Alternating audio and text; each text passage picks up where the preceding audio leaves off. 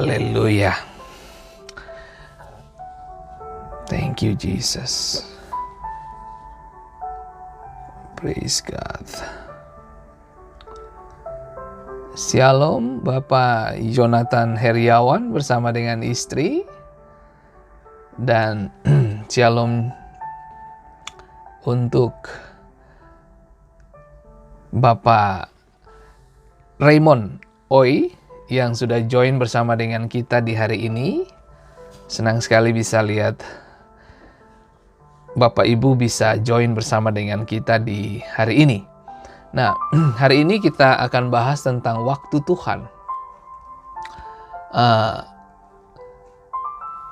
Kita bukanlah orang-orang yang menasihati Tuhan, tapi kita perlu penasehat ajaib. Kita kehilangan momen jika kita meninggalkan penasehat ajaib kita. Kita kehilangan waktu-waktu terbaik kita jika kita tidak memberi telinga kita untuk nasihat dari penasehat ajaib itu sendiri. Dan selamat bergabung untuk Yani Sahetapi, Ibu Yani Sahetapi, dan selamat bergabung juga untuk Nona Cha Masole. Tuhan memberkati, tetap semangat, maju terus di dalam Tuhan. Baik, shalom Ibu Yani, sukacita Yesus jadi bagian kita, dan shalom juga untuk Bapak Mensano. Baik, nah hari ini kita berbicara tentang waktu Tuhan. Waktu Tuhan. Nah, kemarin Anda dan saya baru mendengar bagaimana Tuhan menjawab apa yang dimimpikan, dirindukan setelah sekian lama pernikahan, kurang lebih 10 tahun. Dan akhirnya Tuhan memberikan mereka benih, ya. Selamat bergabung untuk Ibu Elis Talahatu dan Ibu Pauline Rahayaan. Ibu Pauline, tetap semangat, maju terus dalam Tuhan, dan teruslah dalam doa-doa Ibu, ya. Kita tetap dukung saudara dalam doa. Dan selamat bergabung untuk Ibu Selina Laberi. Sukacita jadi bagian hidup kita. Nah, baik Bapak Ibu yang diberkati Tuhan. Nah, berbicara tentang waktu, kita temukan bahwa ada dua kata Yunani kuno yang digunakan soal waktu. Penggunaan tentang soal waktu. Yang pertama adalah kronos. Seperti kemarin saya sempat singgung sebentar tentang kronos. Dari kata kronos ini muncul kata kronologis, artinya berurutan, ya, berkesinambungan. Nah, kemudian kata yang kedua yang dikenal dengan nama kairos. Nah, dengan kita memahami waktu yang Tuhan sediakan bagi kita, akan membuat hidup kita lebih kaya dari biasanya. Kaya dalam pengertian bagaimana kita menata layanan hidup kita, menata kelola waktu kita, dan menata bagaimana kehidupan kita harus berfungsi seperti apa di tengah-tengah waktu dan situasi seperti sekarang, ya. Nah, kalau kronos itu waktu diukur atau dihitung, ya. Seperti kalau saudara punya waktu 24 jam, ada menit, detik, jam, ya. Ada bulan, tahun, itu kronos, ya. Nah, kemudian kairos. Kairos itu adalah waktu yang dijalani atau dialami. Ini yang keren ini. Dialami. Gitu, ya. Nah, semua manusia memiliki 24 jam. Semua manusia memiliki waktu, detik, dan menit. Tapi tidak semua manusia mengalami. Itu yang keren. Ada banyak dari kita hanya mengisi hidup. Ya sudahlah, nggak tahu mau bikin apa. Yang penting aku bisa bernafas, ya sudah. Yang penting punya makan pakai cukup, ya sudahlah. Gitu. Nah, itu kronos. Anda menghabiskan waktu Anda untuk menutup semua yang disebut dengan waktu-waktu, menit, detik, jam, bahkan bulan tadi itu. Nah, waktu berputar seperti biasa. Nah, tapi pertanyaannya, tidak semua orang menikmati yang namanya kairos. Banyak dari kita membuang waktu atau kesempatan atau peluang emas yang datang dari Tuhan. Nah, selamat bergabung Ibu Pendeta Magdalene Purwaningsi, Ibu Yohan Samu-Samu, dan Bapak Ronald Francois Watimena. Selamat bergabung. Sukacita Tuhan jadi bagian hidup kita selalu dan senantiasa. Bahkan Ibu Caroline Han, selamat bergabung. Dan Ibu Mona Saetapi, selamat bergabung. Baik, kembali ke sini Bapak Ibu. Apa yang tidak bisa kita bicarakan, tentangnya kita harus tetap diam. Ya, apa yang tidak bisa kita bicarakan tentang waktu, kita harus tetap diam. Dalam pengertian gini, di sini seorang filsuf pernah mengatakan begini, namanya Ludwig. Nah, filsuf Ludwig pernah mengatakan ini, bahwa jika kita tidak memiliki bahasa untuk menggambarkan sesuatu, kita tidak dapat membicarakan hal itu. Kita bahkan tidak dapat memikirkannya. Jadi mempelajari kata-kata baru untuk menggambarkan aspek pengalaman manusia dapat membantu kita tumbuh. Salah satu kata terpenting yang saya pelajari selama dekade terakhir adalah kairos. Saya sedang belajar tentang kata ini, kairos. Kesempatan, waktu, kualitas. Nah, mari kita belajar sama-sama. Nah, ingat, orang Yunani kuno memiliki dua kata ini untuk waktu. Yang pertama, seperti tadi saya katakan, kronos, dan yang kedua adalah kairos. Nah, kronos yang masih kami gunakan dalam kata-kata seperti, dari kata kronos ini kita ketemu kata kronologis itu ya. Dan kemudian kita dapat ini. Waktu, jam, waktu yang diukur detik, menit, jam, tahun. Seperti tadi saya katakan. Nah, di mana kronos bersifat kuantitatif. Artinya bersifat berdasarkan jumlah atau banyaknya. Jadi kronos itu jumlah atau banyak ya. Nah, lebih bersifat kuantitatif, itu kronos. Nah, nanti saya akan giring saudara untuk apa yang dikatakan oleh Alkitab ya. Nah, kemudian yang kedua yaitu kairos. Nah, kairos ini bersifat kualitatif. Kualitatif itu apa? Berdasarkan mutu. Nah, seperti tadi awal pembicaraan saya, banyak orang hidup dalam lintasan kronos, waktu kronos. Tapi tidak semua orang menikmati waktu kairos. Ya. Oke, nanti kita belajar pelan-pelan Bapak Ibu. Nah, kairos ini mengukur momen, bukan detik. Lebih jauh, ini mengacu pada saat yang tepat, saat yang tepat, saat yang pasti, momen yang sempurna. Seperti ini, dunia mengambil nafas, dan kemudian ada punya jeda sebelum menghembuskan nafas atau nasib. Kemudian gini, masa depan bisa diubah. Nah, masa depan Anda diubah karena kamu punya kesempatan-kesempatan yang tadi tuh, kualitas itu. Kembali ke pernyataan saya. Banyak orang hidup di lintasan waktu kronos, tapi tidak semua menikmati yang namanya kualitas kairos. Nah, ini penting untuk kita belajar. Nah, di dalam teologi Kristen, kairos memiliki pengertian kematangan.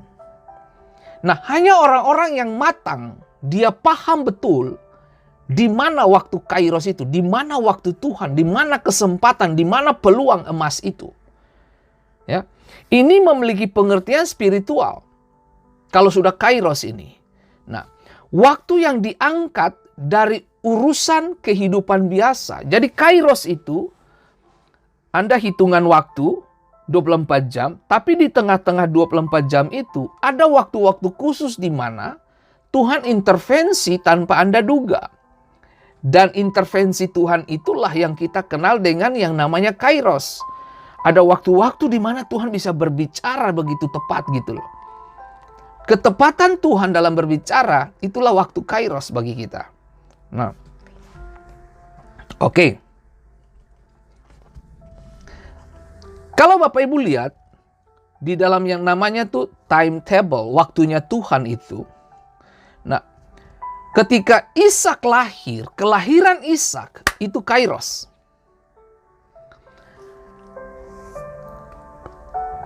Air bah, itu kairos.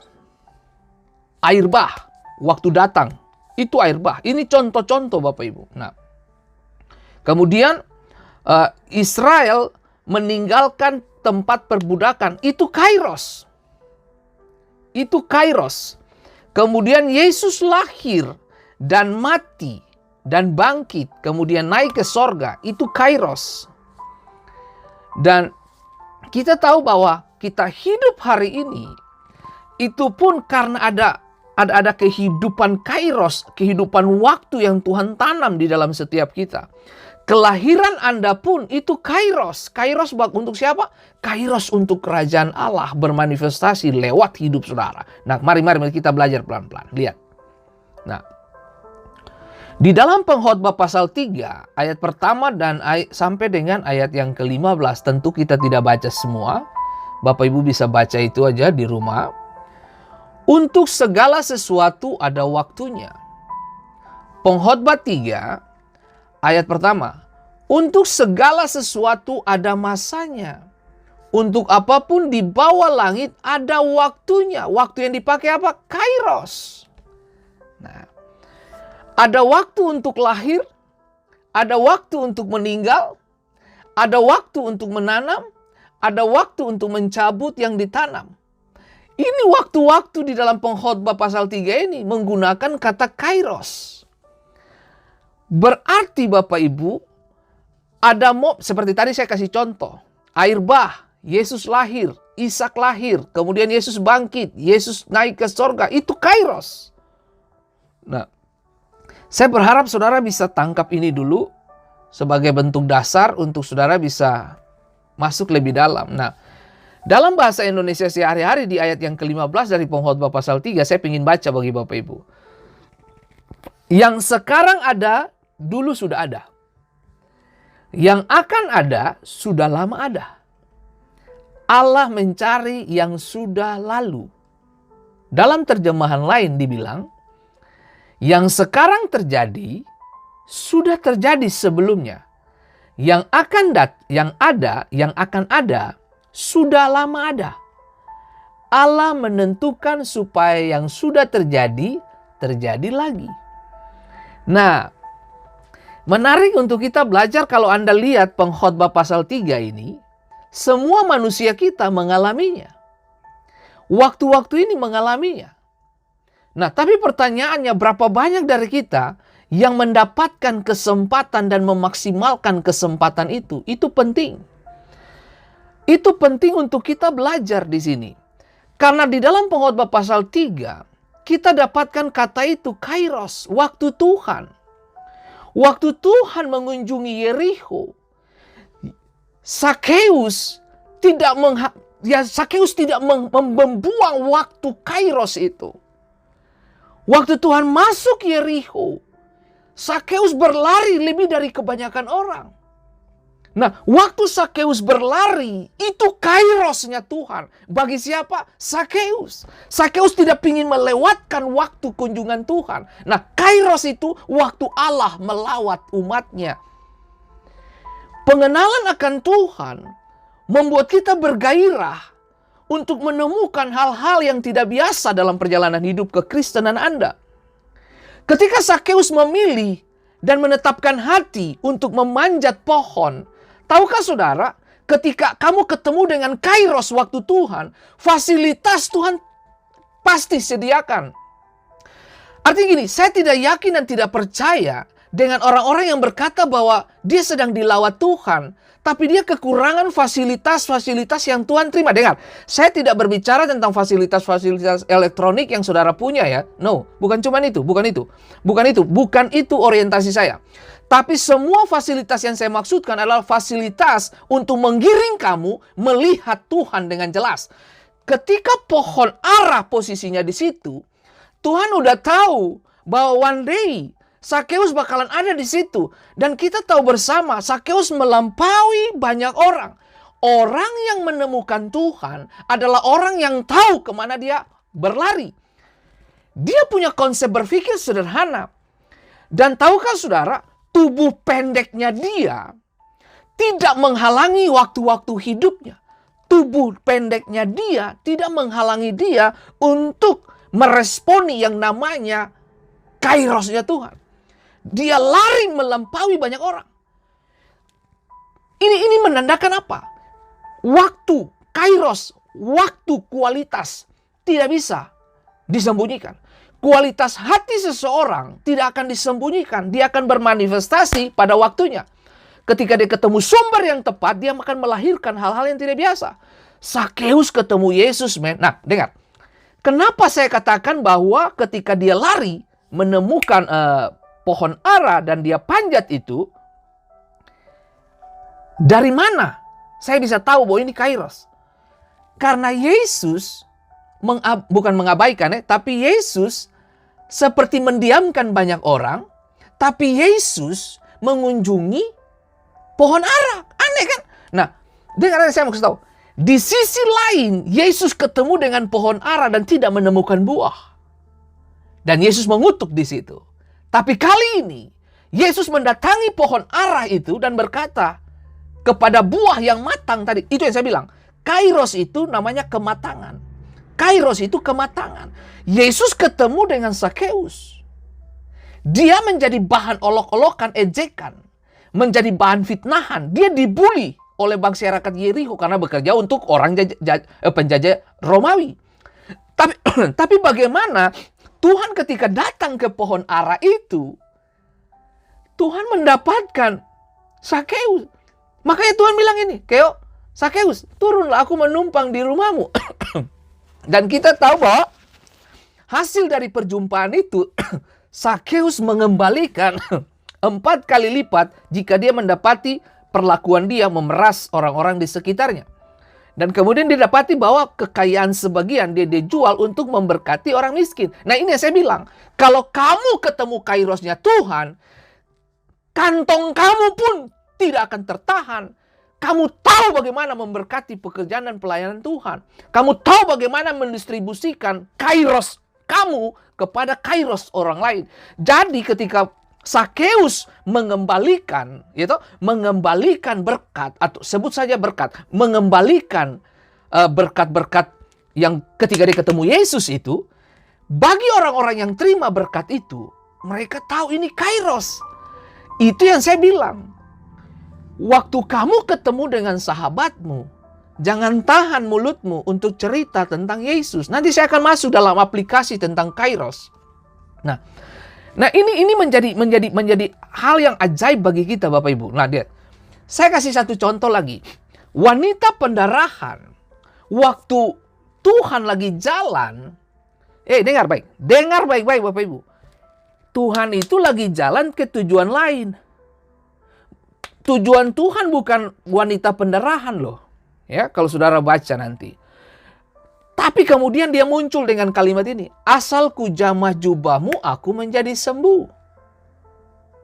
Wah, ini keren banget. Asal ku jamah jubahmu, aku menjadi sembuh. Itu kairos. Kenapa? Waktu dia bicara itu, imannya dia. Asal ku jamah. Itu kairos. Nah, dengar baik. Kalau kairos Tuhan datang kepada seseorang, dia tidak perlu menjelaskan kepada orang lain. Bahkan kita tahu bersama begini. Ketika dia jamah jubah, Alkitab berkata dia menjadi clean, bersih. Gitu? Pendarahannya sembuh. Kesimpulan akhir, Yesus bertanya, siapa jamah jubah aku? Siapa yang jamah aku? Karena ada kuasa yang keluar daripadaku. Nah, ini keren banget. Aduh, Tuhan tuh keren banget. Nah, dengar, saya mau kasih tahu. Apa yang membuat Tuhan terhenti sebentar? Apa yang membuat Tuhan terhenti sebentar? Karena kamu ketemu kairosnya dia. Kamu meresponi kesempatan itu. Kamu gunakan waktu kualitas kamu untuk menjamah yang tidak biasa. Dan waktu jamahan perempuan ini itu kesembuhan yang tidak biasa. Biasanya Yesus menjamah orang. Biasanya Yesus memperkatakan kesembuhan. Tapi kali ini beda banget. Kenapa? Karena wanita ini gunakan kairos. Dia tidak buang kesempatan. Dia tidak membuang waktu kualitas itu. Dia nggak buang itu, men. Dia pegang jubah Yesus dan Alkitab berkata, seketika itu pendarahannya berhenti. Sementara di situasi lain, situasi sebelum dia jamah, Alkitab menjelaskan dia telah menghabiskan sekian banyak biaya untuk datang kepada dokter dan tabib serta orang-orang cerdas untuk menghentikan pendarahan 12 tahun dia. Anda bisa bayangin, 12 tahun mengalami sakit yang sama, pendarahan tidak berhenti. Anda bisa hitung biaya hidup yang sudah dikeluarkan berapa? Anda modal untuk kesembuhan berapa? Itu nggak terbayangkan Bapak Ibu. Nah, bisa bayangkan Bapak Ibu, dia mencoba kairos-kairos. Nah, dengar ya. Dia coba menemukan kesempatan-kesempatan yang dibangun berdasarkan ide dan pola pikir dia, berdasarkan dengan pendapatan dia. Dengar baik, saya kasih tahu, Anda nggak bisa beli waktu Tuhan. No. Anda nggak bisa beli waktu Tuhan. Nggak bisa. Waktu Tuhan itu hanya datang ketika dia intervensi di dalam rohmu untuk mengerjakan, membangkitkan keimanan kamu. Nah, Anda bisa bayangin coba. Oh man. Waktu dia datangi dokter, dia nggak ketemu kesembuhan. Yesus hanya melangkah beberapa saat di dalam kota itu. Dan dia punya keputusan, kesempatan, waktu berkualitas. Jamah, kesembuhan datang. Sementara di sisi lain, Yesus bertanya, "Hei, siapa yang jamah jubahku?" Orang pada umumnya tidak tahu. Murid-muridnya tidak tahu. Guru, semua orang pada mengikutimu. Dan kita semua tidak tahu siapa. No. Ada yang menjamah jubahku. Itu yang saya bilang. Kairos. Waktu Tuhan melawat. Itu yang saya bilang. Waktu Tuhan jamah kamu. Aduh. Dalam nama Yesus. Saya sangat percaya sekali. Ketika firman ini disampaikan, saya berharap Bapak Ibu membuka hati saudara untuk terima hal-hal yang tidak biasa datang dalam hidup saudara. Nah, mengertilah kehendak Allah itu ya dan amin. Nah,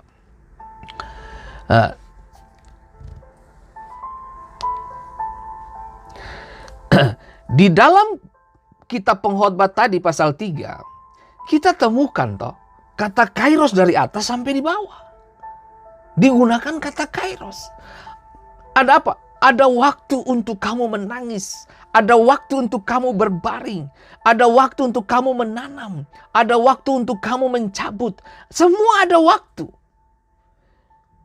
Nah, ada waktu untuk kita mencari. Nah, kemudian ada waktu untuk damai.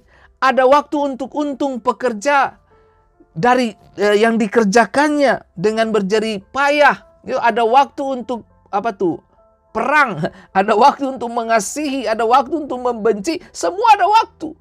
Pertanyaan saya adalah, bagaimana Anda menggunakan kairosnya Tuhan? Itu penting. Artinya, pengkhotbah sedang beritahu, Salomo sedang beritahu kepada manusia kita, kepada semua kita, bahwa ketika kehidupan yang bermuara kepada kehidupan yang benar, kamu akan lihat bagaimana Tuhan berperan dengan cara-cara hidup yang tidak biasa. Nah, di dalam Efesus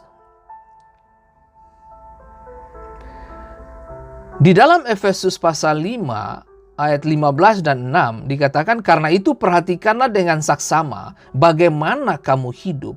Janganlah seperti orang bebal, tetapi seperti orang arif. Ya toh? Dan pergunakanlah waktu kairos yang ada, karena hari-hari ini adalah jahat. Wow. Saya ulangi. Efesus pasal 5 ayat 15 dan 16. Karena itu perhatikanlah dengan saksama bagaimana kamu hidup. Janganlah seperti orang bebal, tetapi seperti orang arif. Dan pergunakanlah kairos. Itu kata yang dipakai. Pergunakanlah kairos yang ada. Wow. Karena hari-hari ini adalah jahat. Jadi gunakan setiap momen dan waktu yang tepat ini, musim yang tepat, untuk melakukan penetrasi ilahi terhadap kepentingan Tuhan bagi orang lain. Nah, lihat. Perhatikanlah baik-baik bagaimana kamu berjalan. Perhatikanlah bagaimana kamu berlari. Perhatikanlah bagaimana kamu hidup. Bukan sebagai orang yang tidak bijaksana, tetapi sebagai orang yang bijaksana dengan menggunakan waktu dengan sebaik-baiknya. Karena hari-hari itu jahat. Jadilah penata layanan yang baik dari waktu kita. Hikmat Alkitab datang kepada mereka yang menghargai waktu. Apa itu penata layanan? Seseorang yang ditunjuk oleh penguasa untuk menjadi wakil mereka di suatu wilayah dan diberi mandat untuk memerintah wilayah itu atas nama sang penguasa. Itu sebabnya saya menggunakan kata itu. Jadilah penata layanan. Kalau saya boleh terjemahkan, jadilah petugas sorga gitu loh. Petugas Tuhan yang baik dari waktu yang Tuhan titipkan bagi kita. Hikmat Alkitab hanya datang kepada mereka yang paham betul tentang waktunya Tuhan. Kronos dan Kairos berarti waktu yang punya pengertian sama-sama waktu. Tapi kalau Anda masuk pada dimensi spiritual, itu bakalan dibedakan. Kronos lebih kepada waktu-waktu detik, menit, jam, dan tahun. Sementara Kairos itu waktu spiritual. Waktu di mana Allah melawat. Nah, lihat. Kronos dan Kairos itu menyiratkan hal yang berbeda. Kronos mengacukan pada, seperti tadi saya bilang, menit dan sebagainya, detik ya. Ini mengacu pada sebagai sumber daya yang dapat diukur. Itu Kronos. Nah, Kairos, kata yang digunakan dalam Efesus 5 ayat 16 ini yang diartikan tadi, yang saya baca bagi saudara, pergunakanlah waktu Kairos yang ada, ya toh. Nah, adalah kata waktu yang ditentukan, saat yang tepat, atau musim yang tepat. Itu Kairos. Itu Kairos. Kesempatan, peluang.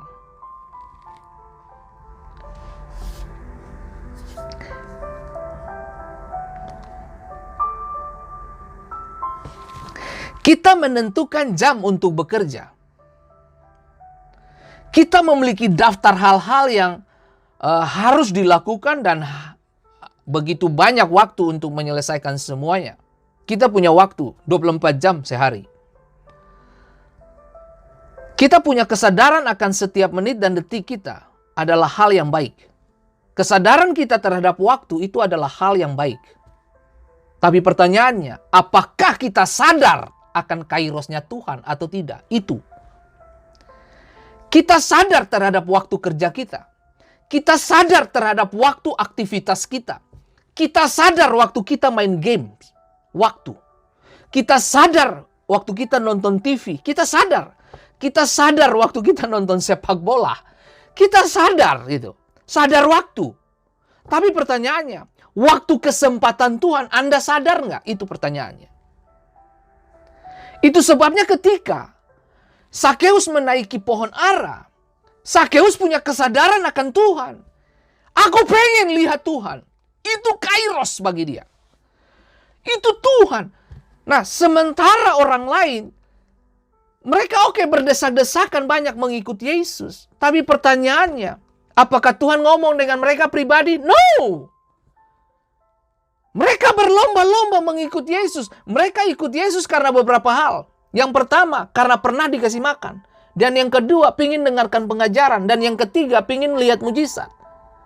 Nah, banyak orang model kayak begitu. Tapi pertanyaannya begini. Berapa banyak dari mereka yang Yesus ajak bicara? Tidak ada kecuali Sakeus. Itu yang saya bilang. Kekristenan Itu agama pribadi, perjumpaan dengan Tuhan. Nggak bisa secara korporat begitu. Banyak orang, dengar, Alkitab berkata begini, banyak yang terpanggil, sedikit yang terpilih. Banyak orang ikut Yesus, tapi banyak juga yang gugur. Ketika pengajarannya keras, mundur. Ya toh? Ketika persoalan masih tetap datang, walaupun sudah berdoa, tapi Tuhan jawab lama, mundur. Semua orang seperti itu. Nah, beda sama Sakeus, dia membantai, dia pun kekurangan fisik. Kekurangan fisik, tubuh pendek, dia kalahkan itu. Bahkan dia mengalahkan kebanyakan orang. Makanya dia memilih naik pohon ara, panjat pohon ara. Tujuannya jelas, lihat Yesus. Orang yang menghormati kairosnya Tuhan, waktunya Tuhan, waktu Allah melawat umat, waktu kesempatan, itu adalah orang yang tahu bagaimana mempertajam visinya. Kairos berarti waktu yang telah ditentukan. Kemudian saat yang tepat atau musim yang tepat. Sakeus menggunakan musim dan waktu serta kesempatan yang tepat dalam waktu yang tetap telah ditentukan. Ini keren banget. Nah, sekali lagi, sama dengan wanita pendarahan. Banyak orang ikut Yesus, tapi yang terima kesembuhan dia. Ini kan tidak biasa. Itu yang saya bilang, kalau kamu berjalan dalam waktu Tuhan, kamu akan sulit dideteksi oleh kebanyakan manusia pada umumnya. Kenapa? Karena kamu berjalan dengan agenda sorga, bukan agenda kebanyakan orang. Nah, makanya orang-orang yang diliputi dengan pemahaman berjalan dalam tuntunan roh, berjalan dalam sekolahnya Tuhan, mereka susah diprediksi. Gitu loh. Contoh, Nuh bangun batra di gunung, di daratan. Ya, orang kan bully dia, men. Di mana-mana gelangan kapal itu ada di pinggir pantai. Nuh bangun, men, di daratan yang agak jauh dari pantai. Nah, makanya beberapa literatur berkata bahwa orang-orang sesama Nuh itu mereka bully Nuh habis-habisan. Tapi kemudian didapati 120 tahun Nuh berkhotbah tentang kebenaran dan keselamatan, bahkan akan ada pembinasaan, pemusnahan. Tapi mereka tutup kuping. Itu yang saya mau bilang. Ketika kairos Tuhan datang, kamu tidak responi. Waduh, kamu akan selesai bersamaan dengan zaman. Ini menarik untuk kita belajar, Bapak Ibu. Nah, oke, sorry. Siapa yang buta ini? Namanya Bartimeus. Di mana dia? Yeriho. Yesus berlangkah. Yang anehnya lagi, dia lagi duduk dalam posisi buta. Dia tidak lihat Yesus loh. Sementara beda sama Sakeus. Sakeus tubuh pendek. Dia kalah di situ. Tapi dia tidak kalah di dalam waktu dan kesempatan dan kualitas. Dia panjat itu pohon. Dia lihat Yesus nggak? Sementara laki-laki ini, buta Bartimeus ini, dia lemah di mana? Penglihatan, nggak bisa lihat Yesus. Tapi dia punya mulut. Wah, dia punya mulut. Berarti kesimpulan sini, kekurangan fisik bukan hambatan untuk kamu terima kesembuhan. Kekurangan fisik bukan hambatan untuk kamu tidak bisa melihat Tuhan, tidak bisa mendengar, tidak bisa merasa, tidak bisa mengalami, dan waktu Tuhan datang dalam hidupmu, kamu punya kesempatan itu. Nah, Bartimeus yang buta ini tetap di pinggir jalan, bos. Dia tidak merangkak dari situ. Siapa yang datangi dia? Yesus, men. Yesus stop. Yesus berhenti, kenapa? Karena suara yang memanggil namanya. Hari ini saya mau kasih ingat Bapak Ibu. Seberapa banyak pun persoalan hidup yang sedang kita alami, pastikan jangan menghentikan suaramu naik kepada sorga. Tuhan tunggu suaramu. Bartimeus ditegur, jangan berisik. Diam. Guru lagi sibuk. Yesus lagi sibuk. Tapi Alkitab berkata gini, dia semakin keras berteriak, Yesus anak Daud, kasihanilah aku. Yesus stop. Saudara dengar baik, saudaraku yang diberkati Tuhan. Please, jangan buru-buru menyerah. Hanya karena doamu belum terjawab. Nah, Enda dan Mor suaminya itu 10 tahun menunggu baby.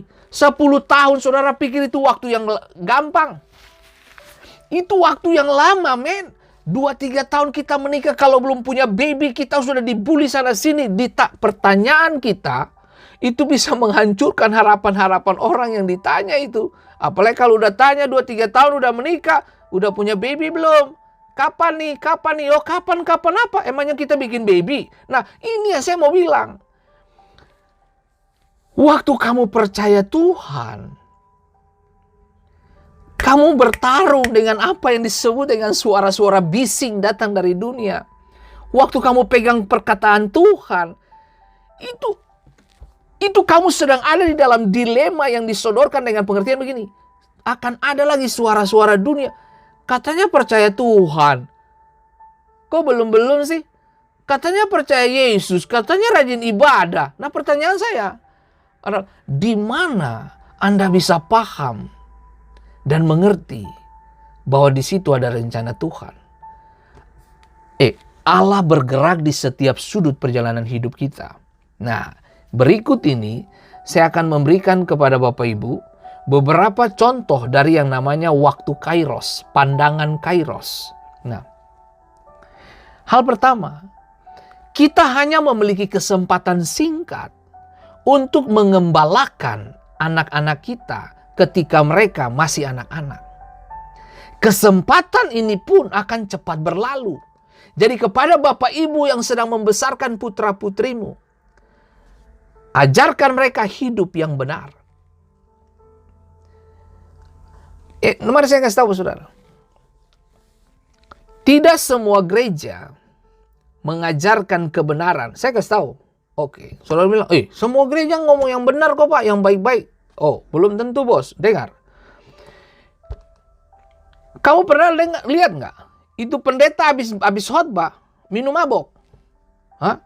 Kita nggak pernah tahu. Makanya saya bilang, kalau Anda ingin diberkati, Anda harus pastikan siapa yang menabur kebenaran. Itu penting.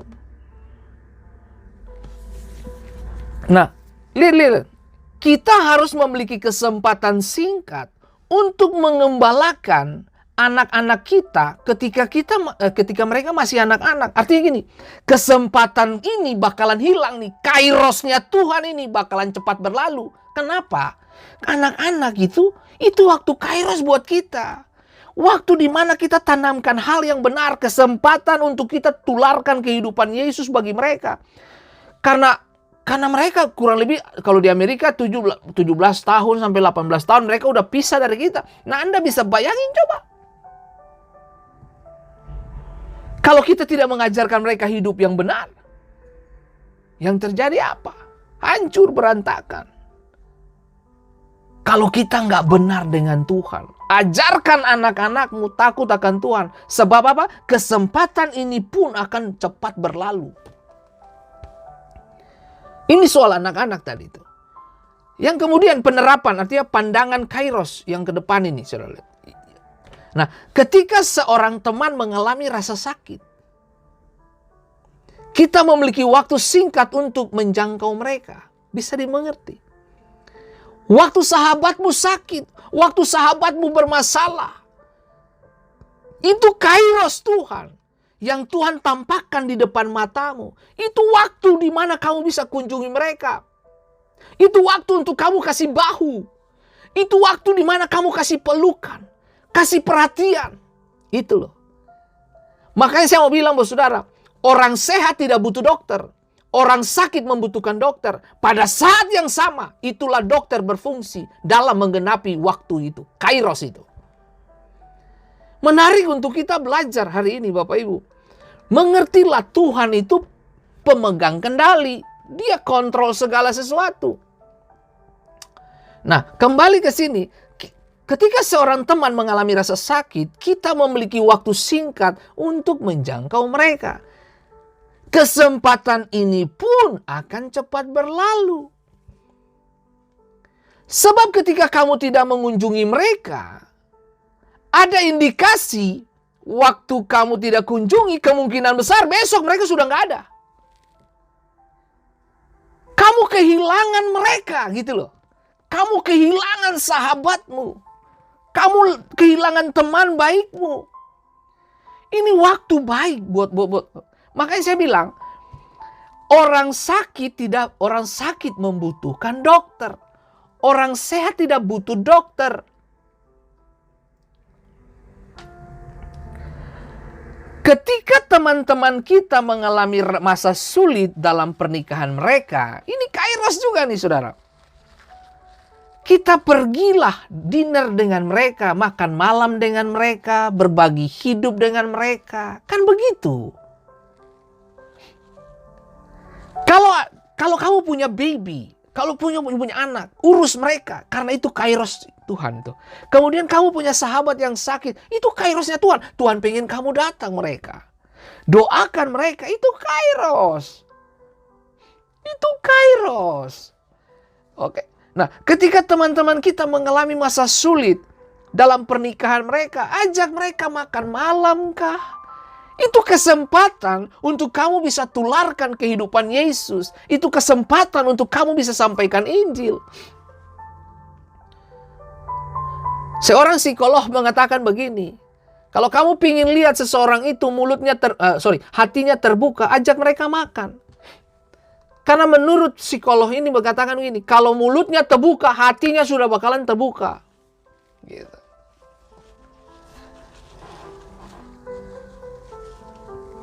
Wah, ini hal yang, nah, situasi-situasi tadi yang saya sebutkan tadi, seperti kamu kunjungi teman-temanmu yang sakit, ya, kemudian ketika teman-teman kita mengalami masalah atau kesulitan dalam pernikahan, ya, konflik keluarga, ya. Nah, itu ketika saya pergi ke sana, ketika kita pergi ke sana, itu seperti mengambil beberapa waktu kronos kita. Iya toh? 24 jam itu loh kalau kunjungi teman yang sakit, itu kairos tuh. Kamu kunjungi, kamu datang tabur kebaikan, itu kairos itu. Nah, itu kesempatan, itu waktu berkualitas. Kamu datang sebagai orang yang menyembuhkan, kamu datang sebagai orang yang menghibur, itu kairos.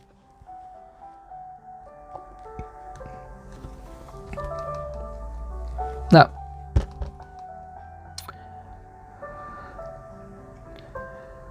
tetapi saya dapat membagikan Injil dengan teman-teman kita yang belum diselamatkan. Artinya gini, semua situasi tadi, itu Tuhan, seperti kalau saya membahasnya gini, itu Tuhan desain untuk kamu bisa memanifestasikan kuasa dan kualitas Dia. Yusuf pergi ke Mesir, itu kairos. Daniel ditawan di Nebukadnezar Babel, itu kairos. Daniel dilempar masuk ke dalam gua singa, itu kairos. Kenapa saya bilang kairos? Endingnya apa? Raja Nebukadnezar berteriak, Daniel hamba Allah yang hidup. Dari mana kalimat itu muncul? Karena dia melihat kehidupan Daniel. Dia pingin melepaskan Daniel dari situ, tapi nggak bisa karena sudah ditandatangani. Daniel masuk ke gua singa.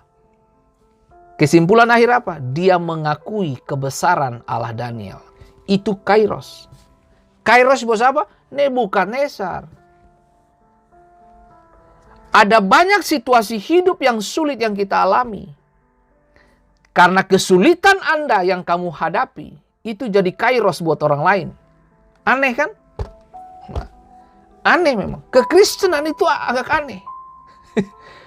Contoh, Stefanus dirajam dengan batu. Mati. Mati di depan siapa? Saulus. Nah, kesimpulan akhir dari Kisah Rasul, jubah, pakaian ditaruh di depan kaki siapa? Saulus. Kesimpulan akhir siapa? Saulus mengalami apa? Kairos. Itu yang saya bilang. Kalaupun dengar. Sorry, saya mesti bilang ini. Kalaupun kamu tidak sembuh secara fisik, tapi kamu sembuh secara roh, batin kamu menjadi kaya. Saya telah melihat ada begitu banyak orang-orang yang cacat fisiknya, tapi mereka tidak kehilangan satu iota dari kebenaran yang memerdekakan mereka. Sakeus adalah bukti nyata. Wanita pendarahan itu adalah bukti nyata Bagaimana dia ketemu Yesus, bagaimana dia mengalami hal yang tidak biasa. Coba saudara lihat itu. Semua tokoh-tokoh di Alkitab, mereka ngalamin yang namanya kairos Tuhan. Itu saudara.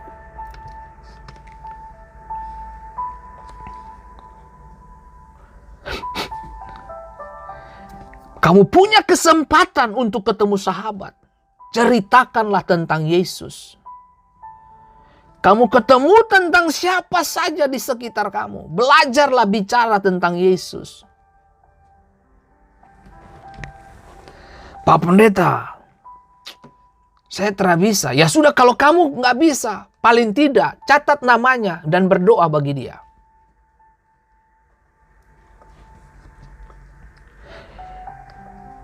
Ini adalah kesempatan kairos bagi kita.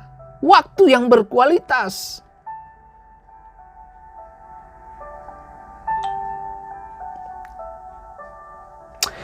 Tuhan Yesus tolong kita Bapak Ibu. Bicara yang benar kepada orang. Bicara tentang Yesus kepada orang. Bicara Bapak Ibu.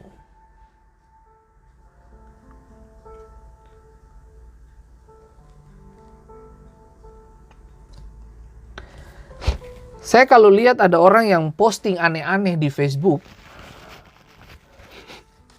saya chatting dia pribadi.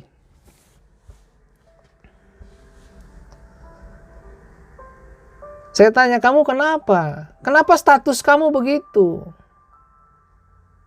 Oh begini, Pak, gini. Oke.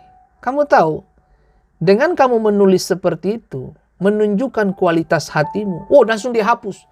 Pak, thank you ya Pak. Oh iya, kalau kamu kalau kamu benar, kalau kamu orang baik, tidak ada sampah yang keluar dari mulutmu. Itu serius. Kamu tahu Yesus menghadapi iblis pakai apa? Ada tertulis. Nah sekarang saya tanya, waktu kamu posting itu di Facebook, di Instagram, di mana-mana, pertanyaan saya, itu apa? Ada tertulis toh? Itu menggambarkan apa? Hati kamu. Jadi tulisanmu itulah manifestasi dari hatimu. Kan aneh. Gitu loh. Langsung hapus. Saya bilang kalau kamu punya sampah, kamu akan kasih ke orang. Tapi setahu saya, kamu orangnya baik. Kenapa kamu tulisan sampah begitu? Hapus dia. Jangan simpan sampah. Di mana-mana orang itu kenapa ada tempat pembuangan sampah? Itu sebuah gambaran sudah jelas toh. Bahwa kita tidak bisa hidup dengan sampah, kan begitu. Harus terpisah. Kenapa ada tempat sampah? Ya memang harus dipisahkan karena kita ini nggak punya tempat untuk sampah.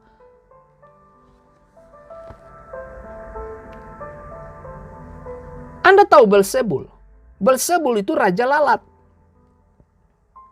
Nah, lalat itu suka sampah. Nah, kalau kamu kumandangkan terus sampah dari mulutmu dan hatimu, ya kita sudah tahu kamu siapa sebenarnya. Kan begitu.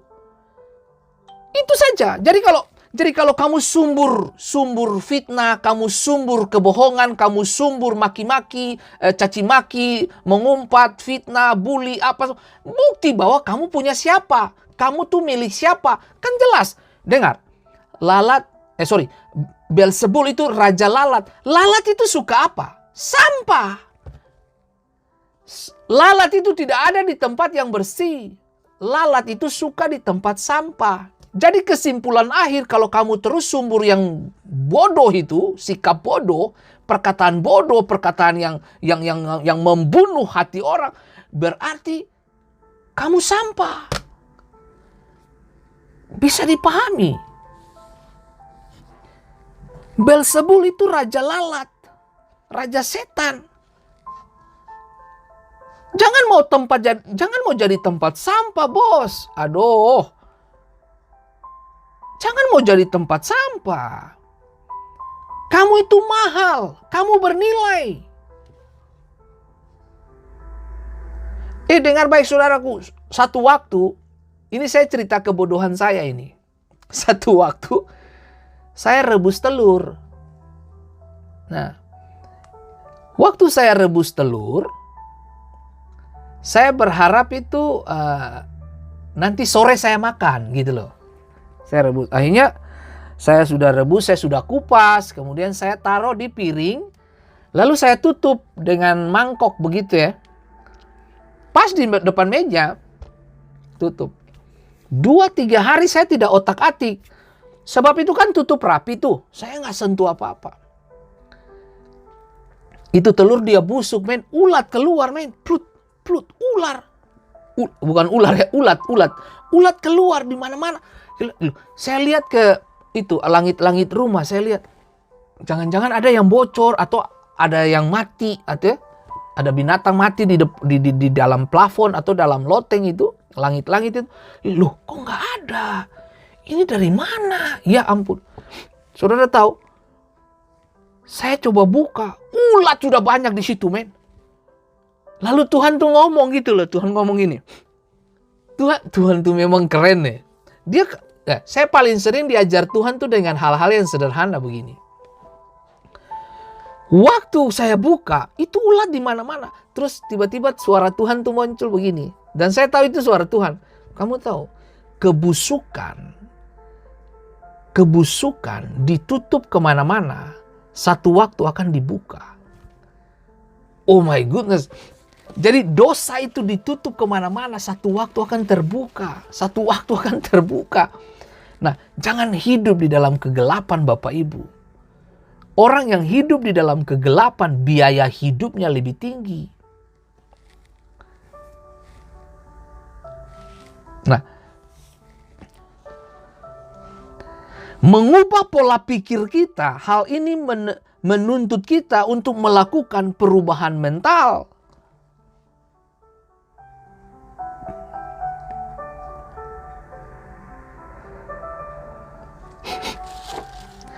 Kita menyadari bahwa tidak setiap detik memiliki nilai yang sama.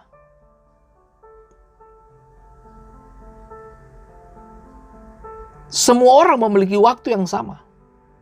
Tapi tidak semua orang menikmati kairosnya Tuhan. Atau meresponi kairosnya Tuhan.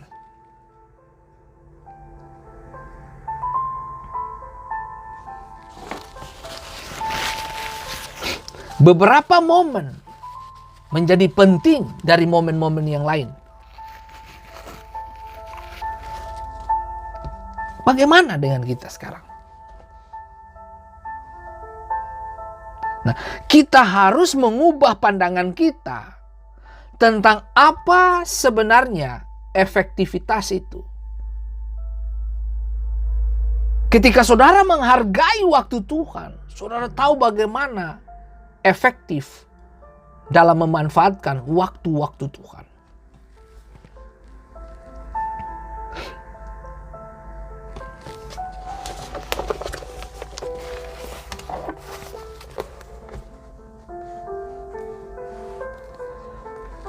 Dan kita tahu bersama Bapak Ibu, Daud ketika berhenti berperang sebentar aja.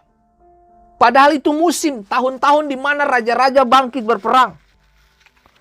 Tapi Daud tidak pergi berperang. Yang terjadi apa? Dia kehilangan kualitasnya.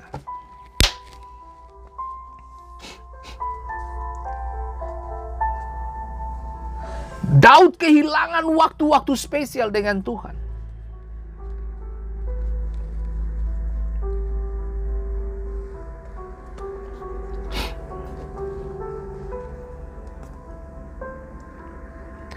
Berdoa dan mendalami firman Tuhan tidak dapat menjadi pengganti yang sama nilainya dengan ketaatan untuk bergerak sesuai dengan arah dan waktunya. Baca Alkitab penting. Berdoa penting.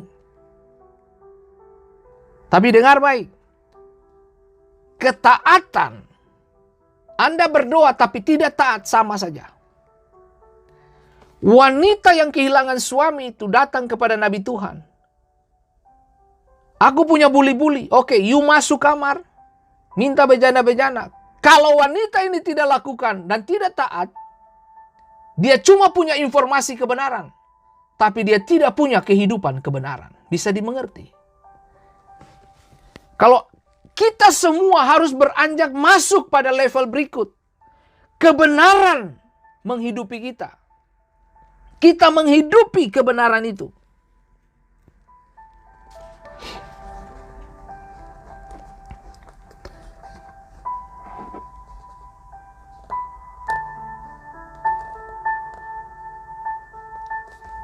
Akar utama Daud adalah apa? Kesombongan salah satu. Anda bisa lihat dalam 2 Samuel pasal 11 ayat 1. Nah ini mari kita belajar sama-sama, ibu, bapak, ibu yang diberkati Tuhan. Daud dan Batseba, saudaraku.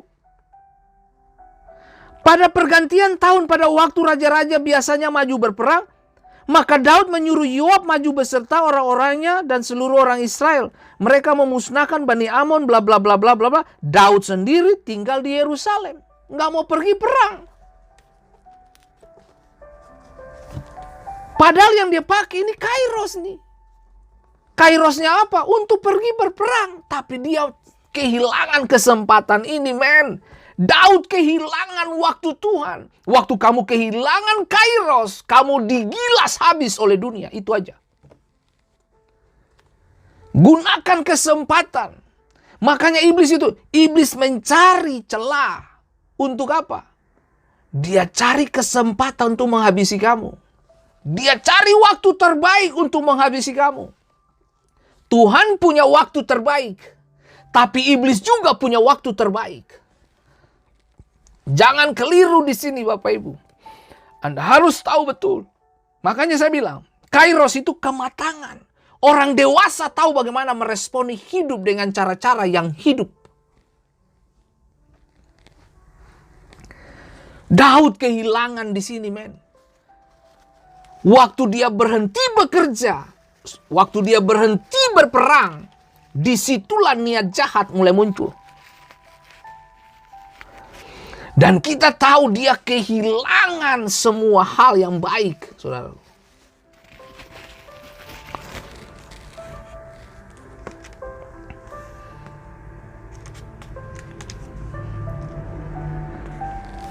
Daud merencanakan kejahatan.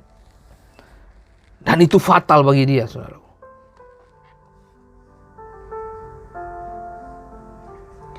Dengar ini baik-baik. Jika di sekeliling Anda tidak ada orang-orang yang mengasah Anda seperti besi, Anda sedang menghadapi kejatuhan yang besar. Bisa dimengerti? Wah, ini asik ini. Ini asik ini. Saya ulangi. Jika di sekeliling Anda tidak ada orang-orang yang mengasah Anda seperti besi, Anda sedang menghadapi kejatuhan yang besar. Wow. Amsal mengatakan, besi menajamkan besi, manusia menajamkan sesama. Jadi ketika tidak ada kesulitan-kesulitan atau konfrontasi secara langsung, akan membuat kita tidak menjadi tajam. Justru konfrontasi, persoalan hidup, tekanan hidup, sekolah-sekolah kasar ini saya belum, itu justru membuat kamu semakin tajam.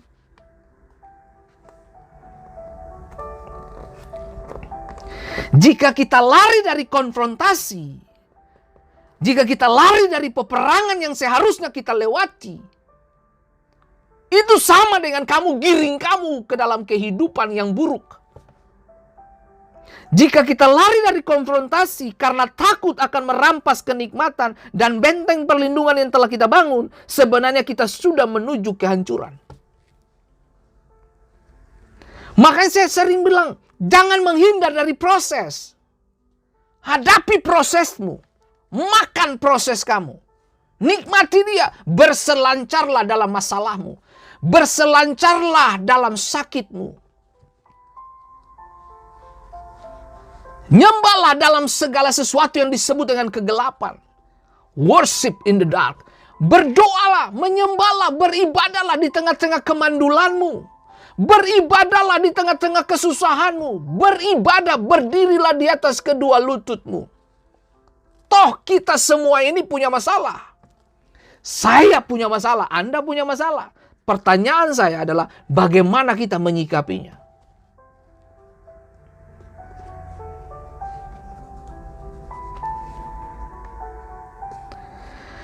Kita perlu matang. Dengar, saya kasih tahu buat saudara. Kita tidak bisa mengharapkan hal-hal yang mahal dari orang-orang yang hidupnya murahan. Catat itu baik-baik. Maaf, saya kasih tahu ini. Kita tidak bisa mengharapkan kenikmatan yang sesungguhnya dari seorang pelacur. Karena dia bisa kasih kamu nikmat sebentar karena dia dibayar.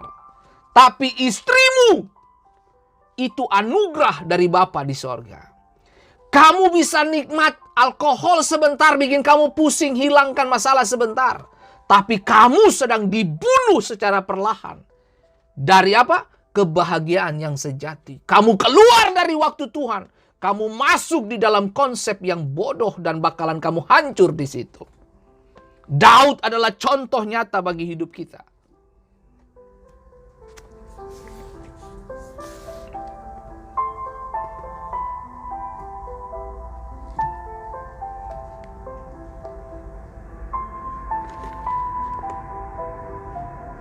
Bila kita berada di luar kehendak dan waktu Tuhan, pikiran kita tidak terpusat kepada hal-hal sorgawi. Disitulah letak kemalangan kita.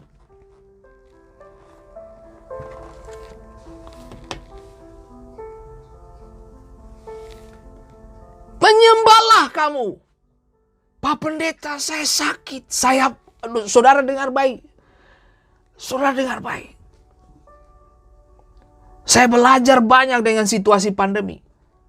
Ada beberapa hal dari situasi pandemi ini. Yang pertama yang saudara mesti ingat, hidup ini semakin singkat. Anda bisa lihat bagaimana orang mati silih berganti.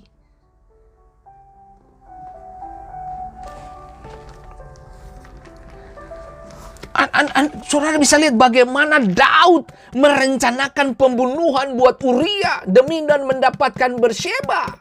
Coba lihat Batsyeba ini. Soalnya dia merencanakan yang jahat sekali.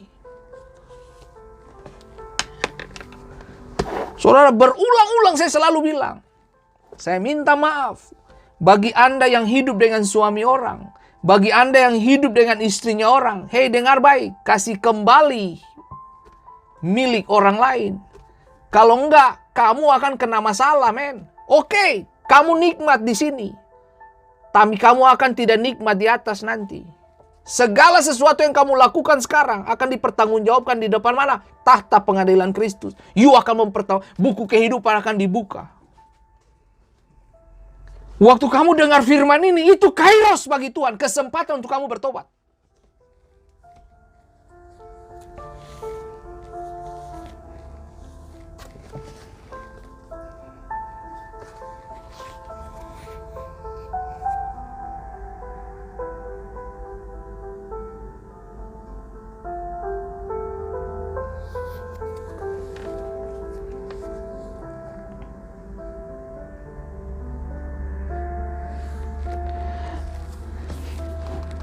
Menyukai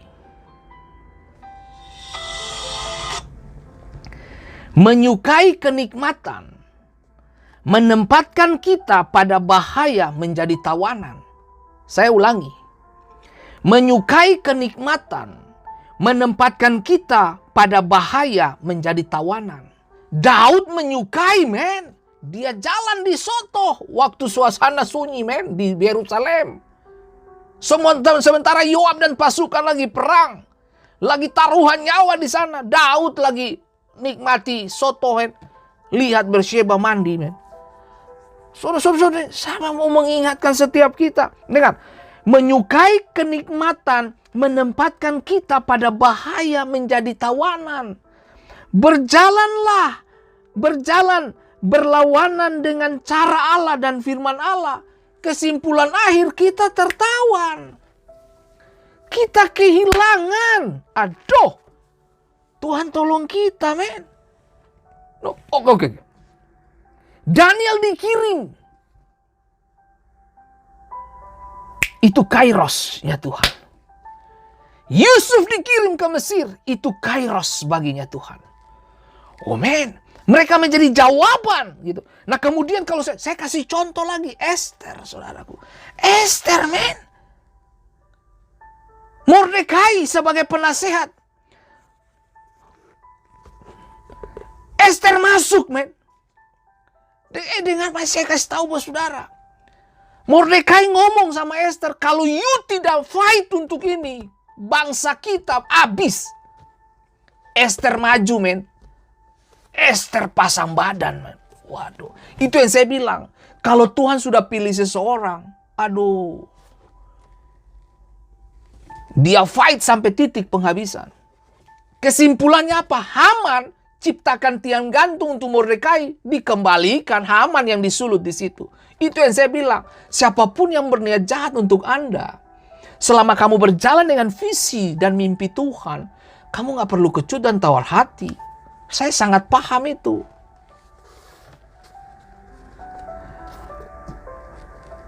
Otoritas ilahi diberikan Tuhan untuk perlindungan kita. Mordekai adalah otoritas penuh atas Esther. Esther dengar apa yang dikatakan Mordekai.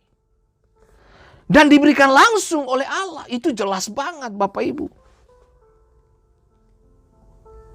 Waduh.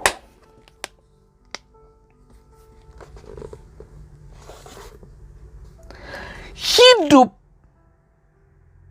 berkemenangan diberikan kepada mereka yang meresponi kairosnya Tuhan. Kesempatan, waktu berkualitas, musim yang tepat. Waktu yang ditentukan, saat yang tepat, atau musim yang tepat. Responi semua kebenaran Allah. Makanya Alkitab bilang begini. Kepada Anda yang mendengarkan kebenaran, responi hari ini. Keselamatan itu hari ini. Bukan besok, bos. Hari ini. Kamu dengar firman kapan? Hari ini. Bertobat hari ini. Semua pengajaran yang saya salurkan lewat FM ini, saya akan mengajak Bapak Ibu selalu bertobat, lahir baru, cinta Tuhan, itu aja.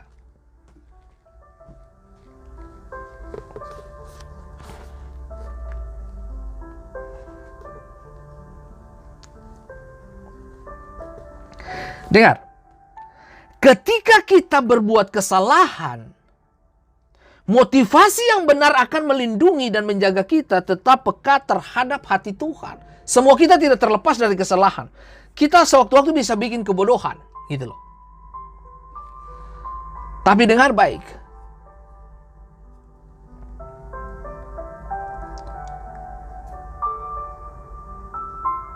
Motivasi yang benar dan akan melindungi dan menjaga kita tetap peka terhadap Tuhan.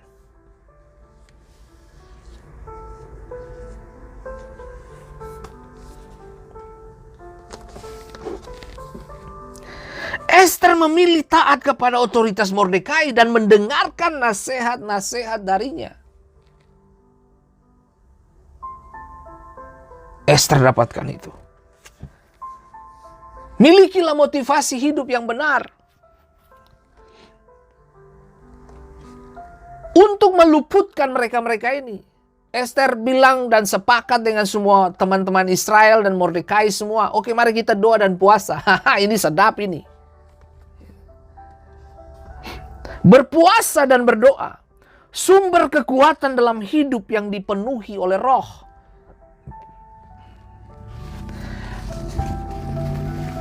Ada masa-masa di mana saya merasa lemah. Gitu. Tapi dalam kelemahan-kelemahan sebagai manusia itu, saya tahu bahwa saya perlu berdiri di atas kedua lutut saya. Dan saya paham betul, waktu saya berlutut,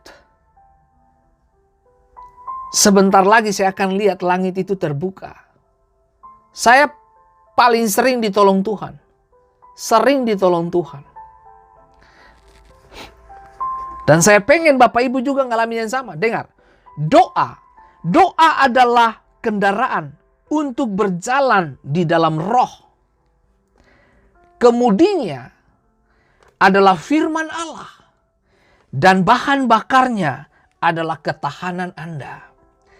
Bagaimana Anda bisa tahan kalau kita malas berdoa? Bagaimana Anda bisa tahan kalau kemudinya kita nggak pernah konsumsi firman? Mari kita bertahan dengan hidup ini. Semua ketahanan ini dia datang ketika firman dan Roh Kudus menjadi bagian kita. Tidak ada tembok yang terlalu tebal yang tidak dapat ditembus oleh doa. Tidak ada tembok yang tebal, yang terlalu tebal, yang tidak dapat ditembus oleh doa. Kalau kamu berdiri di atas kedua kebenaran ini, kalau kamu berdiri di atas firman Tuhan, kamu lihat bagaimana Tuhan berperkara dalam hidupmu.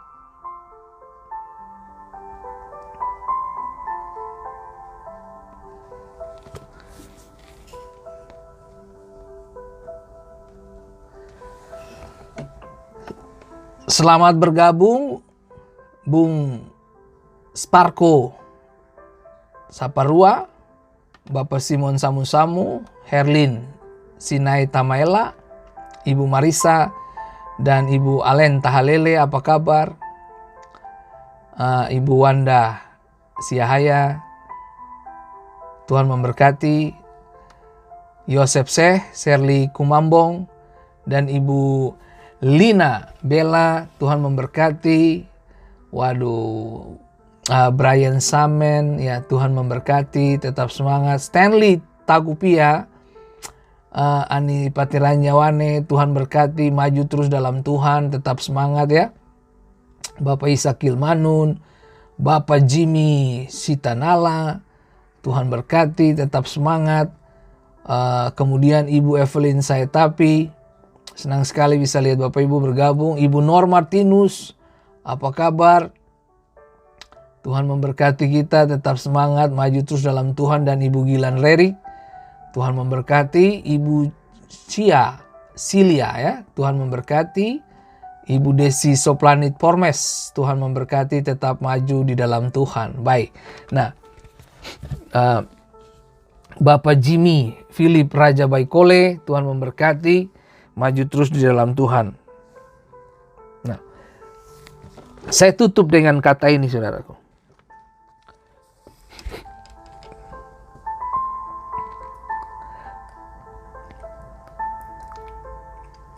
Tidak ada tembok yang terlalu tebal yang tidak dapat ditembus oleh doa. Selesaikan bagian kita bersama dengan Tuhan. Doalah, berdoalah. Sebab dengan kamu berdoa, kamu lihat hal-hal yang tidak biasa datang dalam hidup saudara. Tuhan memberkati kita semua. Ingat baik, tidak ada tembok yang tebal. Semuanya bisa diatasi dalam doa. Ingat, waktu Tuhan, waktu yang terbaik. Miliki kairos Tuhan dalam hari-hari kehidupanmu. Tuhan memberkati kita. Maju terus di dalam Tuhan. Selamat bergabung untuk Mama Ike Nikilu dan Ibu Sinta M. Tuhan memberkati. Sampai jumpa di hari Senin minggu depan. Seperti saya katakan bahwa kita tidak melanjutkan ke Jumat dan Sabtu karena itu waktu untuk saya menghabiskan dengan istri dan anak-anak. Dan kita akan ketemu lagi di minggu depan ya. Tuhan memberkati dan maju terus di dalam tangan Tuhan. Terima kasih Bapak Simon, Ibu Ike, Ibu Pauline, Ibu Marisa, Mariska Elizabeth Sauleka ya. Tuhan memberkati. Mari kita satu di dalam doa Bapak Ibu. Roh Kudus Bapa yang baik, datanglah kerajaan-Mu, jadilah kehendak-Mu di bumi seperti di surga. Anugerah kebesaran dan kasih setia Tuhan tampak dalam seluruh perjalanan hidup kami. Terima kasih untuk waktu-waktu Kronos 24 jam yang Tuhan berikan bagi kami. Dan Tuhan di tengah-tengah 24 jam itu ada kairos-kairosnya Tuhan yang Tuhan kirim bagi kami baik lewat teman-teman, saudara, keluarga, suami, anak, istri, dan sebagainya, bahkan orang-orang yang ada di sekitar kita. Tuhan, adalah kesempatan untuk kami bisa berbagi Yesus kepada orang lain. Itu adalah kairos yang Tuhan berikan bagi kami. Terima kasih untuk kemurahan hati-Mu. Terima kasih untuk anugerah-Mu. Terima kasih banyak Bapa di surga. Dan hari ini Tuhan, kami perkatakan Tuhan, kiranya kairos Tuhan seperti Tuhan datangkan kepada Sakeus, seperti Tuhan lakukan itu kepada Noah, bahkan seperti Tuhan lakukan kepada Tuhan Yesus. Dan hari ini Tuhan, seperti Yesus yang lahir di Bethlehem itu kairos bagi manusia, untuk manusia bisa meresponi keselamatan dan panggilan Tuhan, pertobatan. Tuhan tolong. Dan kiranya hari ini pun kami mendengarkan firman Allah dan kami meresponinya dengan hati yang benar. Tuhan, terima kasih banyak Bapa di surga. Roh Kudus Bapa yang baik, datanglah kerajaan-Mu, jadilah kehendak-Mu di bumi seperti di surga. Dan aku perkatakan mujizat Tuhan terjadi bagi setiap kandungan para ibu yang pengen punya baby. Aku perkatakan ada mujizat, aku perkatakan hal-hal yang baik datang dalam hidup mereka.